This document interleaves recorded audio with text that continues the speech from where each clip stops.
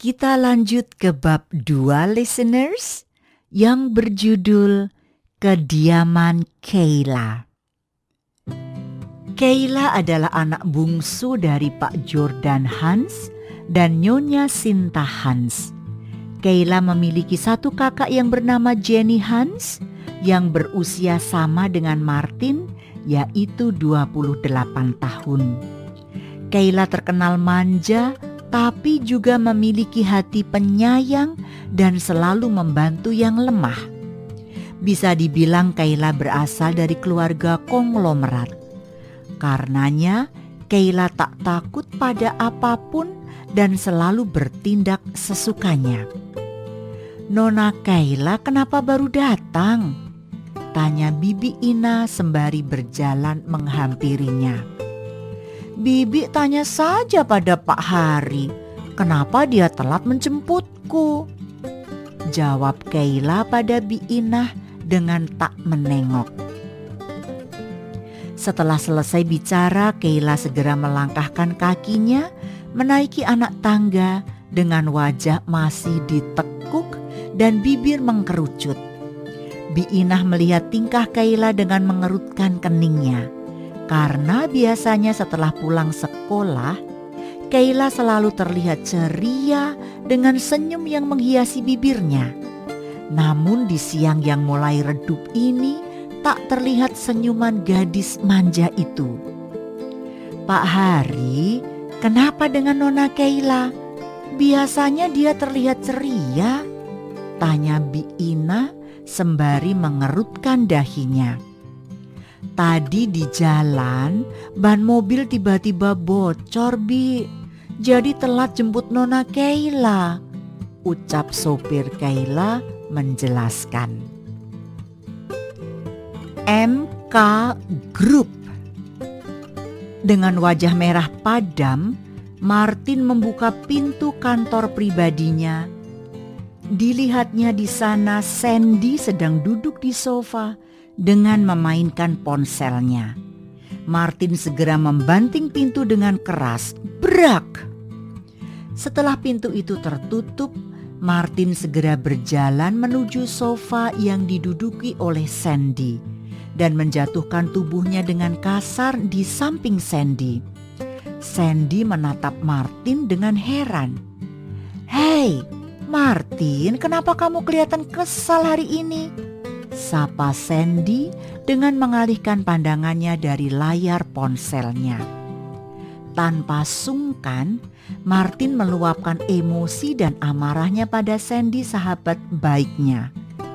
Martin menceritakan secara detail kejadian di depan sekolah Kayla, termasuk juga semua makian Kayla terhadapnya. Entah mengapa, terlihat senyum kecil di bibir Sandy saat mendengar cerita Martin. Setelah dirasa cukup puas mengeluarkan amarah dan unek-uneknya, Martin segera menghentikan ceritanya dan menatap ke arah Sandy. Namun yang tak Martin ketahui, ternyata sahabat baiknya itu malah menahan senyumannya setiap Martin bercerita. "Apa benar yang kamu ucapkan? Baru kali ini aku melihatmu dikalahkan seseorang, apalagi hanya seorang gadis ingusan." Ledek Sandy tertawa puas di atas penderitaan Martin. "Sial, kamu berani mentertawakan aku," kata Martin dengan menajamkan alisnya. "Aku akan memberikannya pelajaran jika aku bertemu dengan gadis bodoh itu lagi," ancam Martin dengan mengepalkan jari-jari tangannya. Selesai makan malam, Kayla menceritakan apa yang terjadi dengannya hingga membuat dirinya kehilangan selera makan. Setelah mendengar apa yang diceritakan oleh putri bungsunya itu, Jordan diam sejenak dan mencoba mencerna apa yang diucapkan oleh anak bungsunya itu. Setelah Jordan memahami apa yang diucapkan anaknya itu, Jordan segera menasehati Kayla. menghela nafas panjang. Sayang, kamu masih kecil. Mana boleh kamu mencampuri urusan orang dewasa seperti itu? Tutur Jordan dengan menatap ke arah Kayla. Pa, aku tidak tahan jika ada orang bertindak seenak jidatnya seperti itu, jawab Kayla. Papa tahu sayang, ucap Jordan.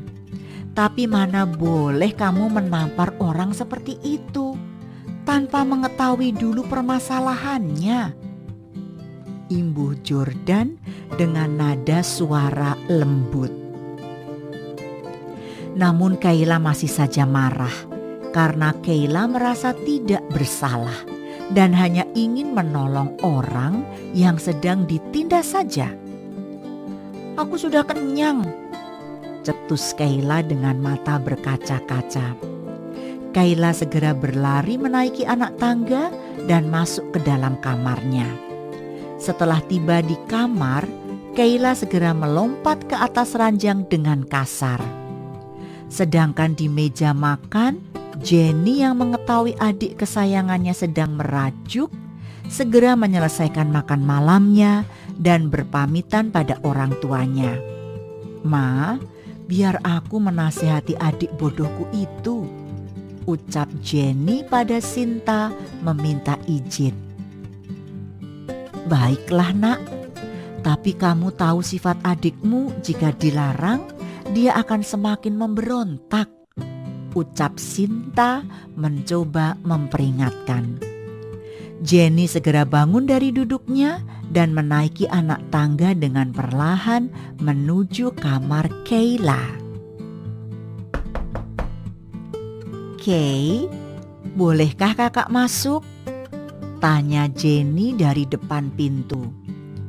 Buka saja, tidak dikunci, jawab Kayla dengan sangat jutek.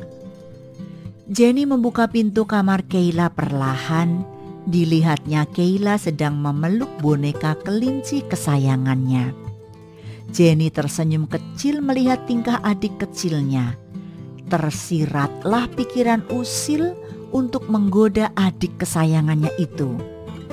Kay, lihat itu rambutmu keluar uban. Ya, karena sering marah, goda Jenny mencoba merendahkan amarah Kayla. Kak, jangan bercanda, celetuk Kayla singkat sembari beranjak dari ranjang dan melangkah mendekati cermin yang ada di dalam kamarnya. Dilihatnya secara telaten dan detail rambutnya di depan kaca. Terlihat Kayla mengerutkan dahinya karena tak ditemukan rambut putih di kepalanya.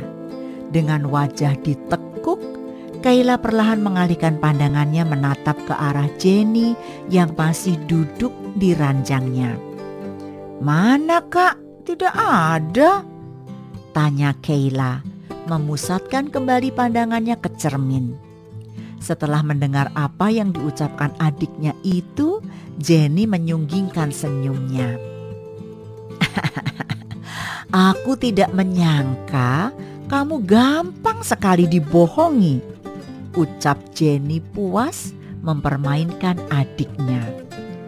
Kakak, kamu menipuku lagi, teriak Kayla kesal pada Jenny sembari membanting tubuhnya kembali ke atas ranjang. Dengan sabar dan nada suara lembut, Jenny mencoba menasehati adik kecilnya itu. Setelah 1 jam kemudian, akhirnya Jenny berhasil meyakinkan Kayla jika tindakannya sangatlah tidak benar karena mencampuri urusan orang lain. Baiklah kak, aku tidak akan melakukannya lagi, jawab Kayla pada Jenny. Kak, bolehkah aku bertanya sesuatu? Tanya Kayla dengan mengerutkan keningnya. Bicaralah, jawab Jenny singkat. Kakak sudah berusia 28 tahun. Apa kakak tidak ingin menikah? Tanya Kayla kembali. Jenny segera menceritakan apa yang ada di dalam hatinya. Namun Jenny tak menyebut nama pria yang beruntung tersebut.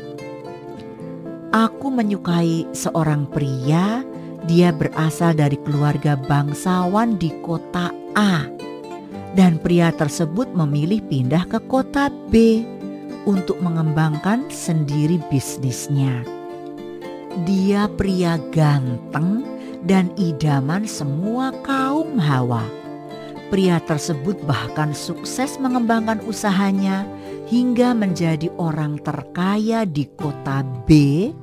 Dan bukan hanya itu, pria tersebut juga merupakan pria paling berpengaruh di berbagai negara. Jawab Jenny menjelaskan pada Kayla. Jika benar begitu, berarti dia pria tua kan? Jika dilihat dari pencapaian yang dia dapat, sindir Kayla. Dasar kamu ini, balas Jenny sembari mengacak-acak rambut Kayla pelan dengan jari-jarinya. Dia pria termuda di dunia bisnis dan masih berusia 28 tahun, dan pria tersebut orang yang paling ditakuti di dunia bisnis, ucap Jenny pada Kayla. Jika benar begitu, berarti orang itu sangat menakutkan, bukan?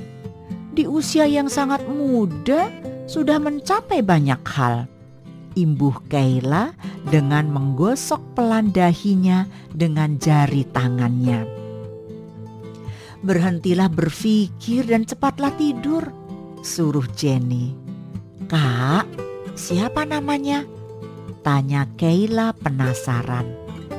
Rahasia, jawab Jenny singkat sembari mematikan lampu kamar Kayla dan melangkah keluar dari kamar Kayla tanpa bicara. Kayla segera tidur dengan mendekap boneka kecilnya. That's the end of part 2, listeners. So don't go away, stay tuned. I will be back. Bersambung. Kalau kamu mau dengar audiobook lebih banyak dan gratis, segera download AudioTune.